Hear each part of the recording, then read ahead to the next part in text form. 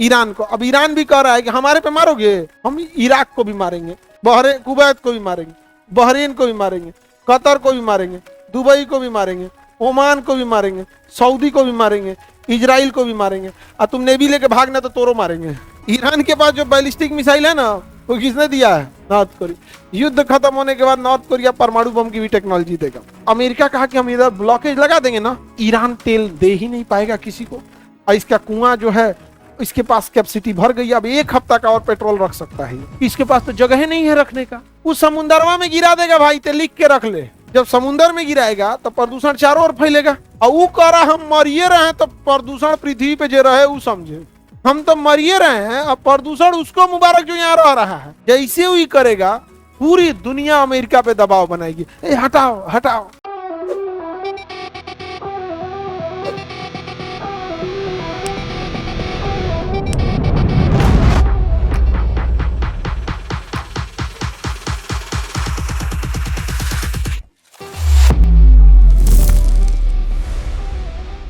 North Korea की राजधानी है प्योंगयांग और साउथ कोरिया की राजधानी है सियोल। नॉर्थ कोरिया की राजधानी है प्योंगयांग और साउथ कोरिया की राजधानी है सियोल। अमेरिका का कहना है हम नॉर्थ कोरिया को मार देंगे, और नॉर्थ कोरिया कहना है कि हमको मारोगे ना तो हम पहला परमाणु बम मारेंगे साउथ कोरिया पे, उसके बाद मारेंगे जापान पे। जापान का तो हम क्या किए हैं, साउथ कोरिया का हम क्या किए हैं? कहा तुम लोग अमेरिका का संगतिया है। संगतिया मतलब समझते हो? मित्र दोस्त। कहा कि तुम लोग को मारेंगे। कहा ये हम क्या किए हैं? तो कहा कि तुम लोग को मारेंगे ना तो अमेरिका हमको नहीं मारेगा।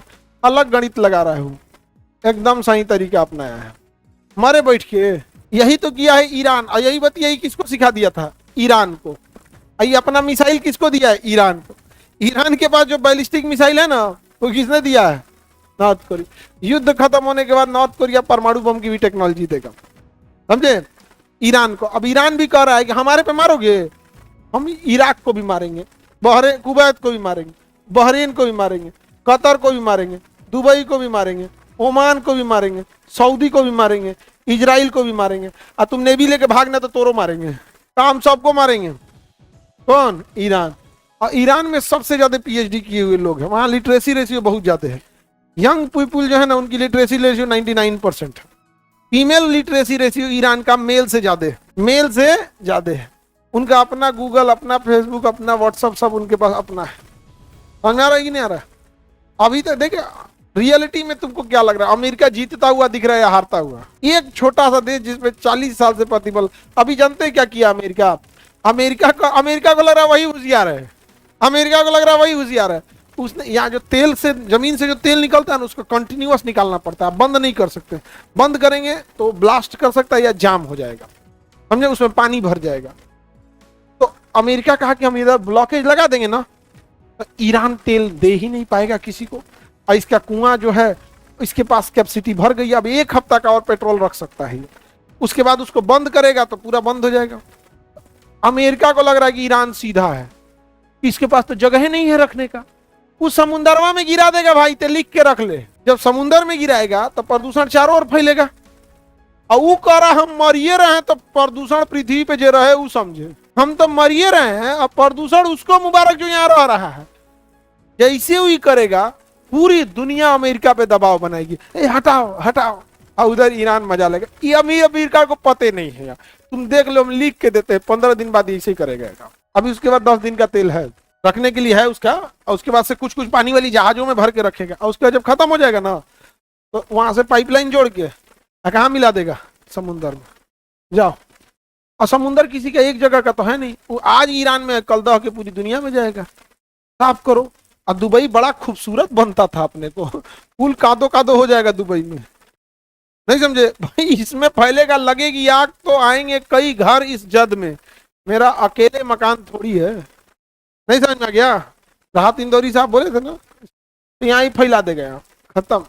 आगे बढ़े। सर आप बता रहे हैं कि ईरान को आइडिया दे रहे हैं। अरे नहीं जी, वो करेगा ऐसे ही, हम उसकी आइडिया तुमको पहले बता रहे हैं, उसका आइडिया हम आपको पहले बता रहे हैं। ऐसा थोड़े है कि हम युद्ध हो रहा है वहां पे एक से एक ऐसा लोग बैठता है जिसका जीवन भर काम है युद्ध करना, उन लोग के पास आइडिया नहीं होगा ये सब चीज का। दिक्कत हम लोग को होगा। गैस का किल्लत अभी देखो कितनी ज्यादा हो रही है। आप स्टूडेंट हो, आप लोग को फील हो रहा होगा। गैस क्या रुपया चल रहा है? 250। क्या ये युद्ध हमारा था? भुगत कौन रहे हैं? हम लोग। बहुत दिक्कत हो गया यहाँ पर। मेस वाले लोग, हॉस्टल वाले लोग बंद कर दिया, कई लोग खाना, कहा कि अपने से देखो। गैस कहाँ, उस बेचारे क्या जाता है उसको। एक हॉस्टल मेस में कुछ पैसे के लिए उसने भी खोला है, महंगाई ऑलरेडी ज्यादा है, अब उसमें से गैस महंगा हो जाएगा, कहाँ से बनाएगा? कोयला बनाएगा? तुम देखना अभी राशन कार्ड पे कोयला ना बंटना चालू कर दे तो तुम कहना आ गया कोयला बंटना। राशन कार्ड पे कोयला बटेगा, अब देखना तुम रुको। अगर हारमुज जल संधि 6 महीना बंद हो गया ना, राशन कार्ड पे कोयला ना बटे तो तुम कहना। बहुत पेट्रोल डीजल की भी दिक्कत है। हम प्रयागराज से आ रहे थे तो गाड़ी में लगभग 150 किलोमीटर जाने का पेट्रोल था, तो 150 किलोमीटर दूर जाने का डीजल था गाड़ी में। तो हम लोग कहें कि भाई अब एक काम करो, रात का टाइम है, रात 1:30-2 बज रहा था, कि जो भी मिलता है पेट्रोल पंप लेते चलो। कम से कम 5 पेट्रोल पंप पे गए थे जिसमें नहीं था, खत्म हो गया था, क्योंकि सप्लाई लिमिटेड है। और आप भले आप बात काटने के लिए कह दे कि नहीं सर बहुत ज्यादा है, भाई है तब तो 250 रुपया आप लोग को मिल रहा है। विद्यार्थी से सतुआ खा रहा है क्योंकि बनाना कम पड़े। दही चूड़ा कौन ना सस्ता बोल है, दही सस्ता नहीं ना हुआ है। केरोसिन तो मिल रहा है। हाँ अब स्टोव चलेगा, स्टोव चलेगा ना। अब तो आदमी भुला गया होगा स्टोव जलाना। हमें पहले हवा भरो उसको ऐसे धान, भुला गया होगा सच को। और मेरे को दांत खोदे खाती एगो देता था, पीन होकर दांतवा खोदो ऐसे यहाँ पे, हमें थूकते रहता था तो मैं आगे लगता था स्टोव में।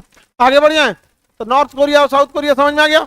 नॉर्थ कोरिया ने अपना मिसाइल किसे दे रखा है, अब परमाणु भी किसको देगा? ईरान को।